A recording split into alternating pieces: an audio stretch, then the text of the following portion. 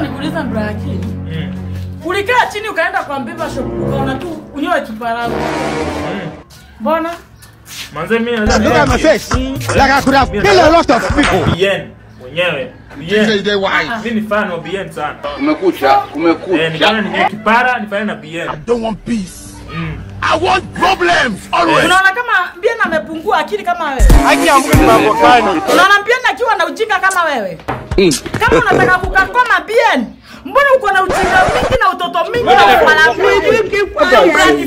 What are you saying? What is he saying? Eti nani nataka bila shop na unanyoa hivi na kuinatumia pesa yangu kunyoa vitu kwa kama mwenda wazimu na kuja kunamea. Kwa pesa gani za nyata zinakutoshanisha na Bien? Allah. Are you stupid? Uko na uwezi ishi maisha yako, lazima tuishi maisha ya mwenzako. Haibambi. Siku jina nikupe pesa zangu fanyia unafanyia kama hizo. You are very stressed by the time kama mamaka alikuwa anafikiria akizaa takataka kama wewe.